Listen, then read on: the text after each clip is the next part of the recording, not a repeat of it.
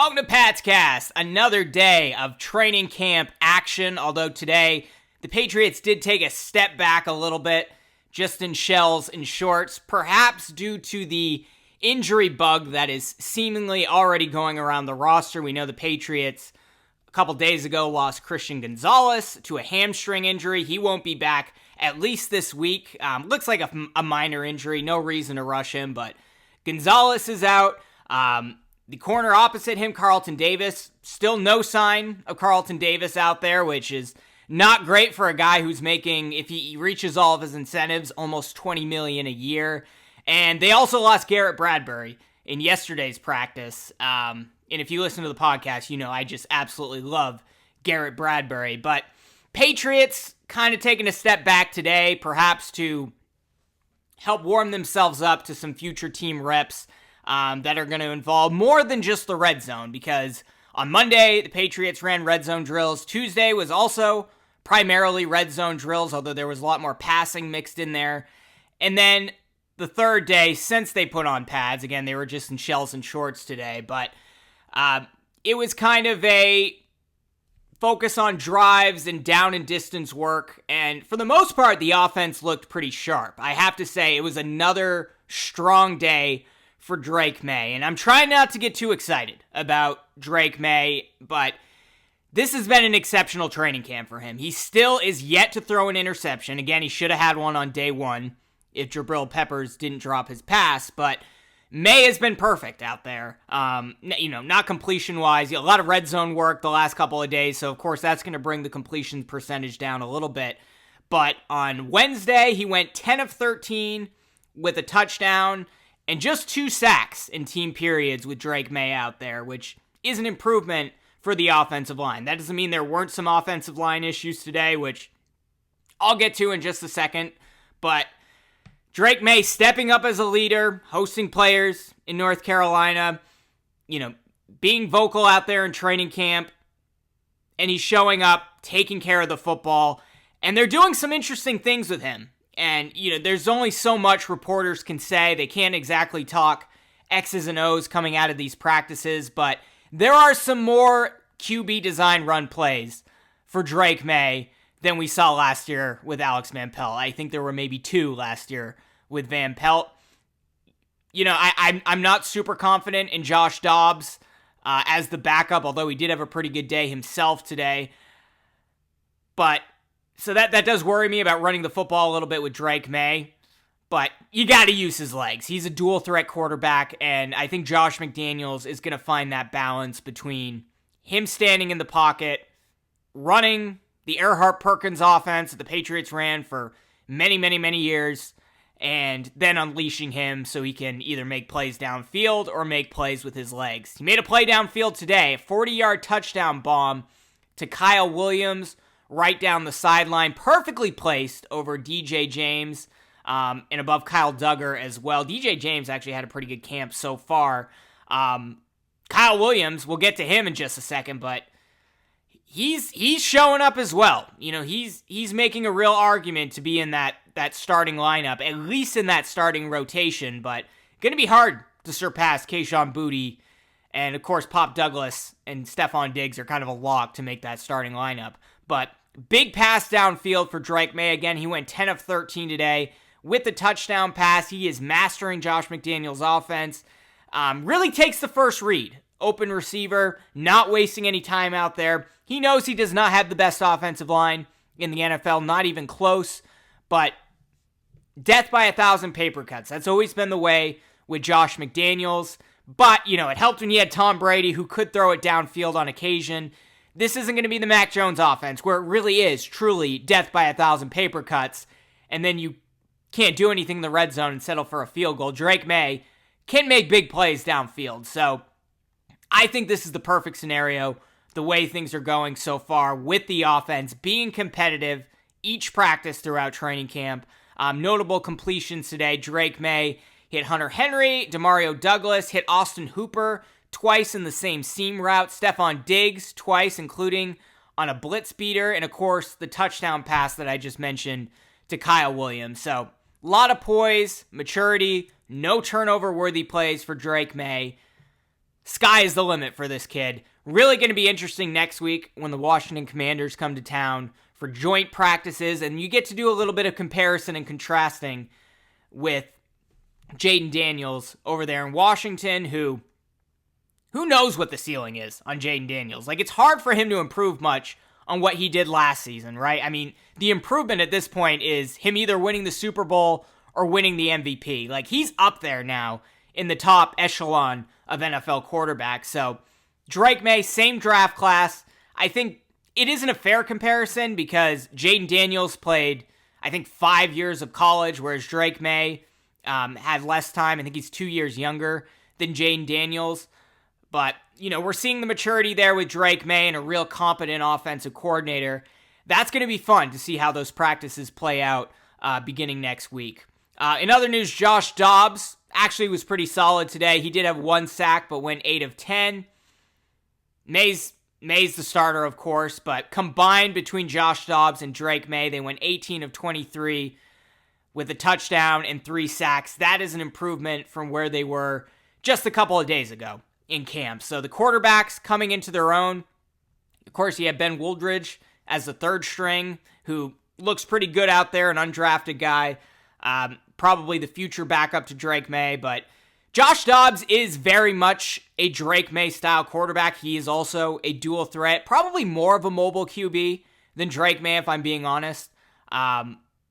He's the type of guy I picked up in fantasy for a week or two a couple years ago when he was slinging it. I forgot where it was. He's a journeyman. It was either Arizona or Minnesota or one of those teams, but Josh Dobbs can step up in spots. It's just I'm not comfortable with him if Drake Maye ends up having a season-ending injury. So that goes back to the mobile quarterback stuff. Do you run Drake Maye? Are you more cautious with him? I think they were too cautious with Van Pelt. I do expect Josh McDaniels to find that balance. So let's get to offensive line talk. That's all the stuff anyone really cares about, let's be honest. And Jarrett Wilson, again, lead storyline, been the biggest surprise. I don't think it's a surprise. I mean, they drafted him in the 3rd round for a reason. He was the best available center/guard in the draft. Coming out of University of Georgia, not a ton of college experience, believe it or not. So, sky's the limit for him as well. And he started at left guard. Once again, of course, Garrett Bradbury is sidelined with an injury, so he missed today's practice. But the question heading into today was, with Garrett Bradbury out of there, does that mean Jarrett Wilson is going to start at the center spot, and then you go with Cole Strange or whomever you want with the left guard competition? Nope, they kept Jarrett Wilson starting at left guard. Tremendous practice. He's been great all week. I think he did get beat today, but he's been great all week in terms of the one-on-ones. High IQ guy, physical guy, very athletic. The type of guy you want starting at center, to be honest. But if he's at left guard, I'm not going to complain about it. At least the left side's going to be shored up with him and Will Campbell, who didn't have the greatest practice today, but I'm still pretty happy about. So the starting projected offensive line at this point looks to be Will Campbell at the left tackle spot, Jarrett Wilson at left guard, Garrett Bradbury at center, assuming he's back, healthy, ready to go, Mike Onwenu, of course, at right guard, and the veteran Morgan Moses at the right tackle spot. So where does that leave Cole Strange? Cole Strange is an enigma. Really depends on who you ask. Tom Curran talks about him like he should be an all-pro guard if he plays a full 17 games.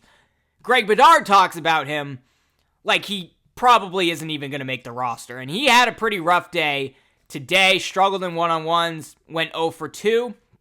And instead of sliding in to the left guard position, he was moved to the 3rd string center spot behind Jarrett Wilson and Ben Brown. So really 4th string if you have Garrett Bradbury back in the lineup there. So, I don't know. Things are shaky with Cole Strange. I've been hearing so many mixed reports on how he's done in training camp. Again, Tom Curran talks about Cole Strange like he is a good, solid, starting NFL left guard.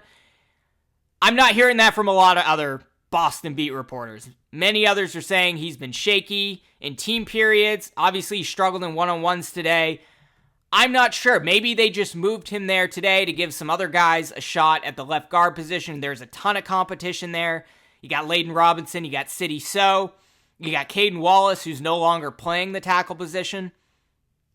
Is there a spot on the roster for Cole Strange? I mean, there should be, the way that Tom Curran talks about him. And I kind of like Cole Strange when he's been out there, which hasn't been very much. He's been a competent left guard. So this does seem to be a bit of a surprise. Maybe it was just to rotate players a little more. Perhaps we're reading too much into the Jared Wilson at left guard, Ben Brown at center conversation with Garrett Bradbury out. But I don't know. It's hard to tell if Cole Strange is going to be cut, if he's going to be traded, if he's going to start week 1. He might start week 1. We don't really know. And I made a podcast, I don't know, a year ago, 10 months ago, called The Curious Case of Cole Strange, because we just had not heard anything about his mysterious injury that kept him out for a year. It turns out it was a very serious injury, obviously. But he's still an enigma on where he fits into this roster. And I really don't know, because all the reports are all over the place about the guy.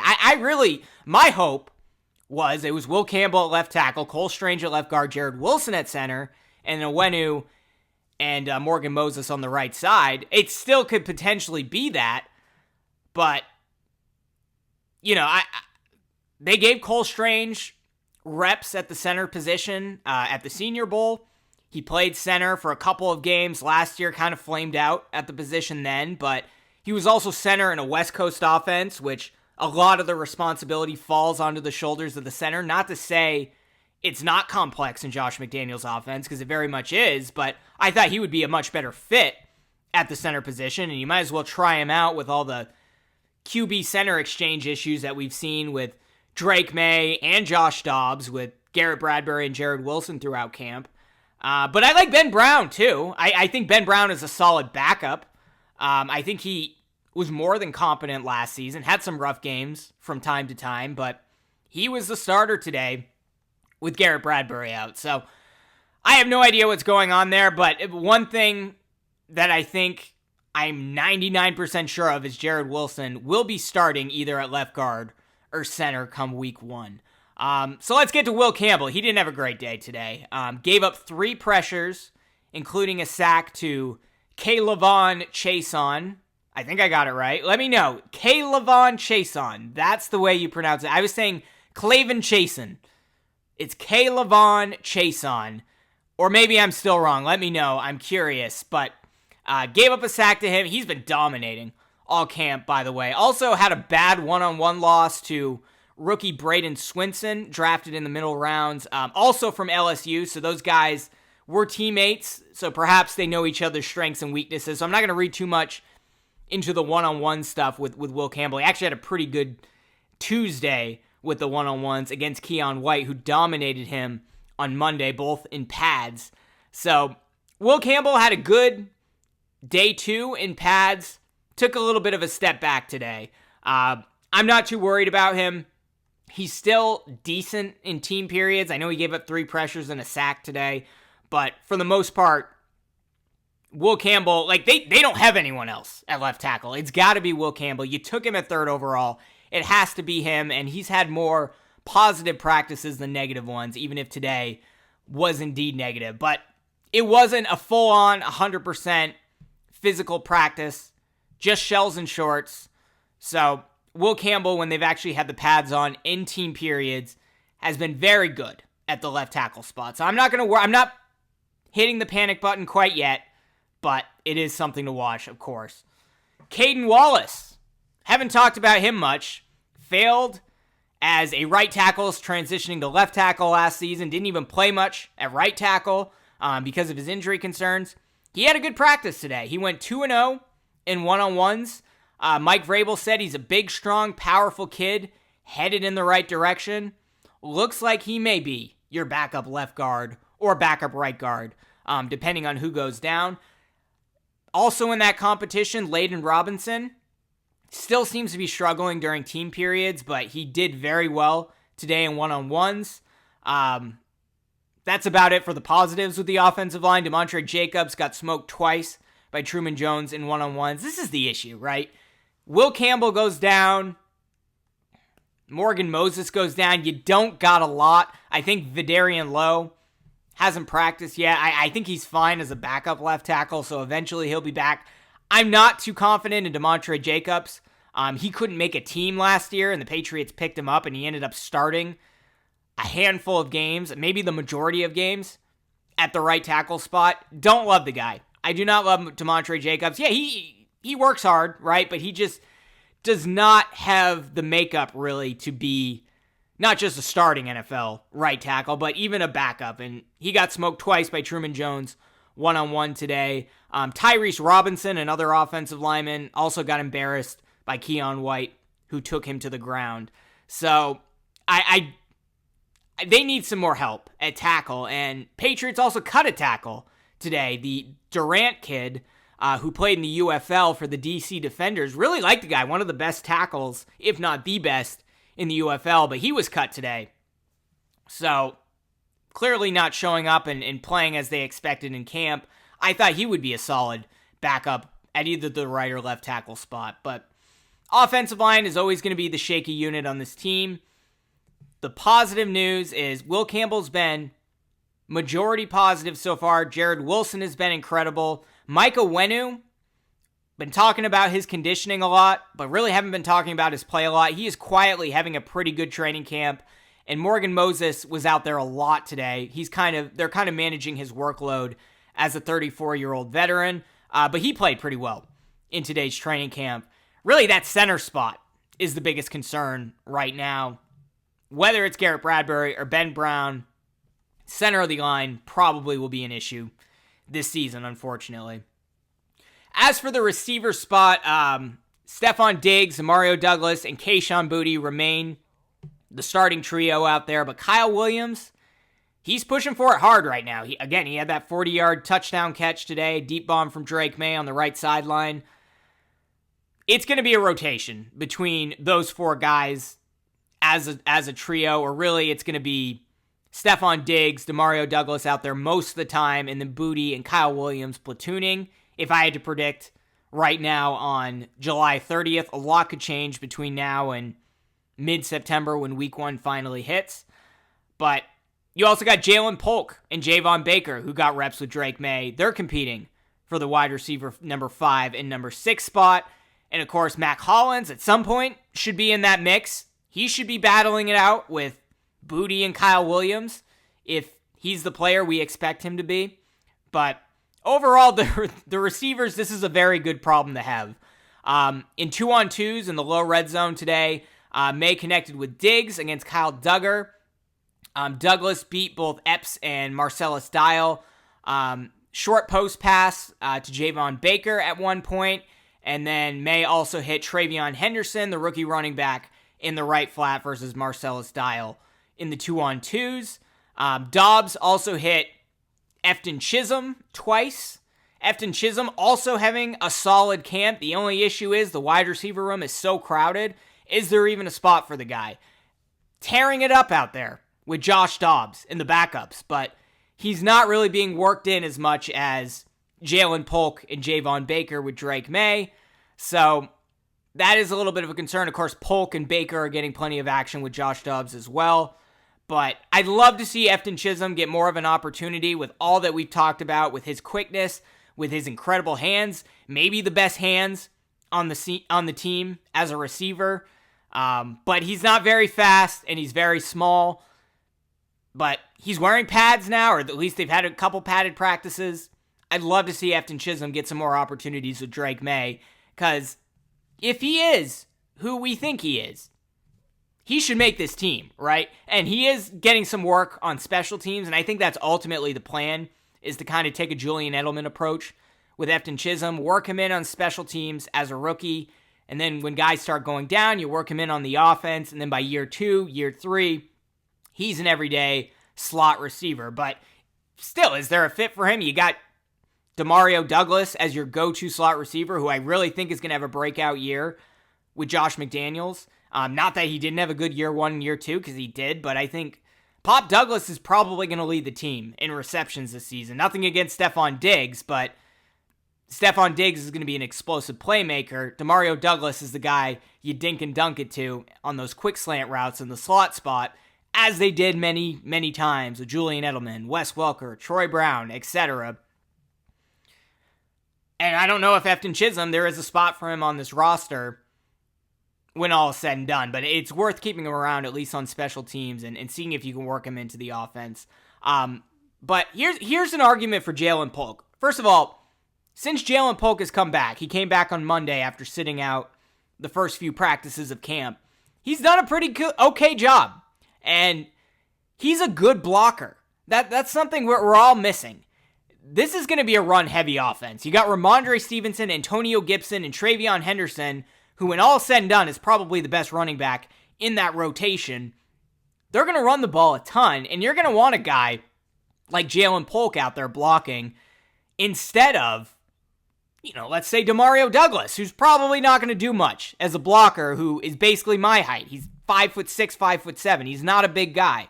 So it's important to have guys, Kayshon Boutte can block as well. Stephon Diggs is a little bit undersized. Mac Hollins certainly can be in that role when he comes back. Javon Baker, he's got enough issues as is, so blocking is not exactly one of his strengths at this point in time. That is the biggest argument for keeping Jalen Polk on the roster. If this is going to be hand the ball off twice, throw once, then you want Jalen Polk out there so he can block, and he did that today. Set up a 20-yard touchdown run to Travion Henderson. So, I don't know. We'll see what happens. That's the argument for keeping Jalen Polk. I'm not saying I would do that at this point in time, but God, there's just so many good receivers on this team, which is shocking after all we've said the last few years. And Jalen Polk, when all said and done, maybe the 7th best receiver on that roster. So who knows? Some roster moves the Patriots made today. I don't know a lot about these guys, so give me a break. Tight end Tyler Davis was signed. Tight end Cole Fotheringham, who is a practice squad vet from Utah. That's all I have on him, but he can be a potential fullback.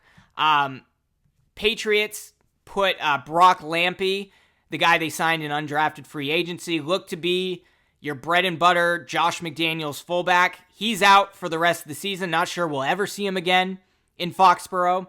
Undrafted guy picked up as a fullback, probably not a spot in the roster down the road. Maybe that's what Cole Fotheringham is coming in to do, is to be in that fullback role, because as of right now, they really don't have anyone to be that guy. They also signed another center, Alec Lindstrom, who's played in Canada, also has some experience in the UFL. Makes sense to add some depth with Garrett Bradbury out. UFL guy Yasser Durant was cut today. I guess he does have an injury, so that's why the Patriots perhaps cut him.